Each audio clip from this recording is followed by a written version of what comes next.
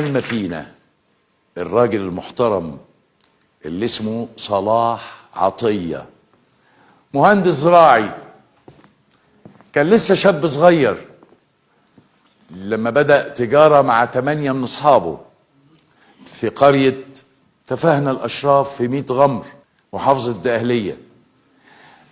قال لهم احنا 9 شركاء، بس الشريك العاشر بتاعنا هيكون ربنا سبحانه وتعالى. احنا هنتاجر مع ربنا، وخصصوا 10% من كل مشروع ليهم للأعمال الخيرية.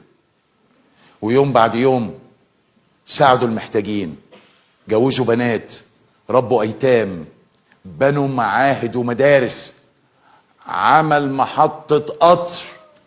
كل ده بعيد عن الإعلام اللي معرفهوش غير في جنازته.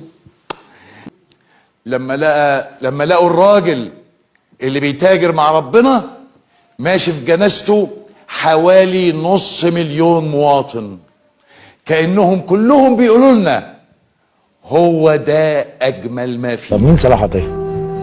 ده حد من بلد أرياف، كان خريج زراعة وعمل مشروع هو وزمايله أول ما اتخرجوا يعني، وأنا عرفته من جنازته، شفت جنازته على الفيسبوك فلقيت كم غفير جدا من الناس.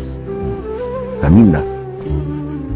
فحبيت أعرف مين ده، فعرفت إن هو عمل مشروع بتاع دواجن أو مش عارف إيه، وهم كانوا 9 تنفار، فبيدوروا على شريك عاشر، وكل واحد مش عارف دفع 2000 جنيه أو حاجة كده يعني عشان يعملوا مشروع مزرعة فراخ.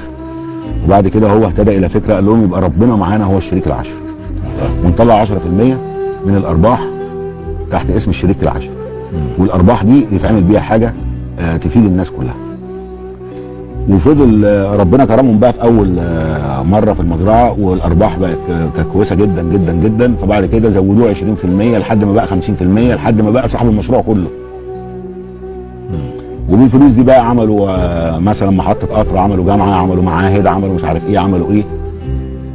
فده نموذج نفسي يتقدم. كلمتش مع حد في الكتاب في ده يعني؟ قعدت كده بتقول انا عندي الشخصيه دي، ايه رايكم يا جماعه نشتغل عليها؟ قلت مره لحد كان منتج فني جاي بيتكلم معايا في ان احنا نعمل عمل وكده، وكان جايب لي ورق معين يعني. فانا قلت له طب ايه رايك، انا عايز اعمل الشخصيه دي. فادخل كده على النت واقرا وشوف الراجل ده مين وكده، ونجيب مؤلف يقعد يكتب الموضوع ده. فقال لي طيب اوكي، واتحمس جدا للموضوع.